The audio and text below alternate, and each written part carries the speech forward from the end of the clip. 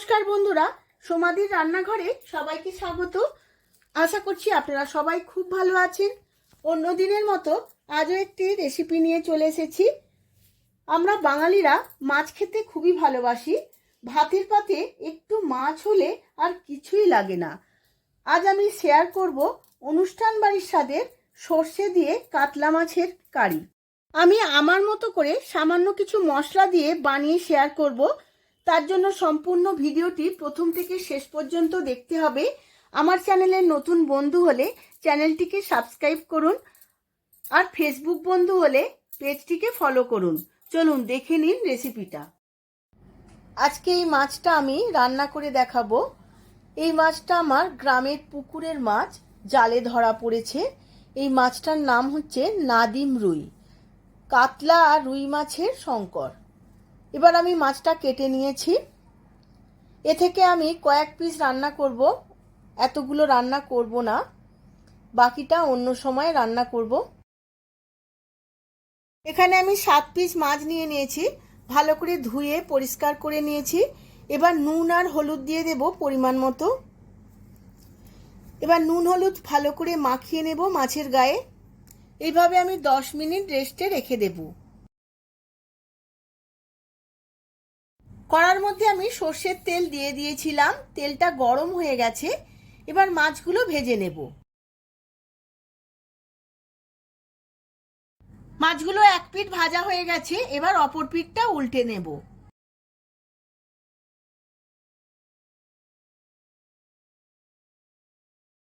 এবার মাছগুলো ভাজা হয়ে গেছে, তুলে নেব। এইভাবে আমি বাকি মাছগুলো ভেজে নেব।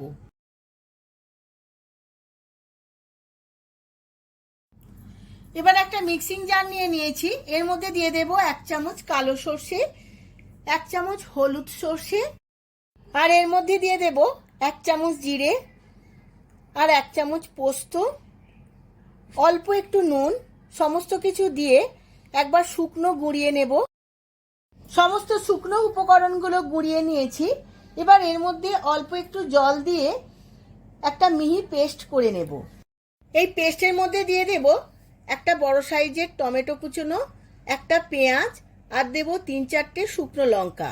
সমস্ত কিছু মিহি পেস্ট করে নেব। মাছ ভাজার তেলের মধ্যে দিয়ে দেব 1/2 চামচ কালো জিরে ফোড়ন। ফোড়নটা খুব ভালো করে ভাজা হয়ে গেছে। এবার এর মধ্যে দিয়ে দিলাম 1 চামচ রসুন বাটা আর 1 চামচ আদা বাটা। আদা বাটা রসুন বাটা খুব ভালো করে তেলের মধ্যে ভেজে নেব। আদা রসুনটা ভাজতে ভাজতে দিয়ে দেব 1 চামচ কাশ্মীরি লঙ্কার গুঁড়ো আর 1/2 চামচ হলুদের গুঁড়ো। এই সময় গ্যাসের ফ্লেমটা লোতে রাখবো। এবার সমস্ত কিছু খুব ভালো করে ভেজে নেব। সমস্ত মশলাটা খুব ভালো করে ভাজা হয়ে গেছে। এবার দিয়ে দেব আগে থাকতে বানানো পেস্ট। সমস্ত কিছু খুব ভালো করে কষিয়ে নেব। উপকরণগুলো কষাতে কষাতে দিয়ে দেব স্বাদের ব্যালেন্সের জন্য অল্প একটু চিনি আর স্বাদ মতো নুন। সমস্ত কিছু আবারও 2-1 মিনিট ভালো করে কষিয়ে নেব।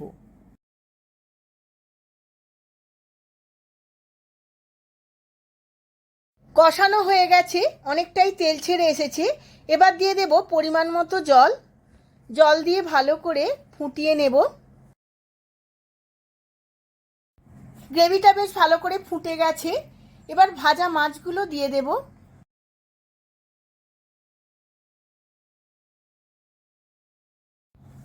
সমস্ত মাছগুলো দিয়ে একটু নাড়াচাড়া করে নেব। এইভাবে আমি 5 মিনিট রান্না করে নেব, যাতে মাছটা একটু সেদ্ধ হয়ে যায় গ্রেভির সাথে। আমার রেসিপিটা একদম রেডি হয়ে গেছে। ওপর থেকে অল্প একটু ধনেপাতা ছড়িয়ে নেব। এবার গ্যাসের ফ্লেমটা অফ করে দিয়ে সার্ভ করে নেব।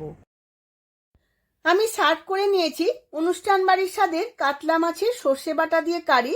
এই রেসিপিটি ভাত ছাড়াও রাইস, রুটি, পরোটার সাথেও খেতে বেশ লাগে।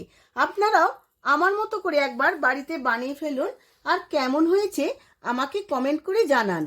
ভিডিওটি ভালো লেগে থাকলে ভিডিওটিতে প্রচুর প্রচুর লাইক, শেয়ার, কমেন্ট করবেন। আজ তাহলে আসি, আবার দেখা হবে পরবর্তী ভিডিওতে নতুন আরও একটি রেসিপি নিয়ে। ধন্যবাদ।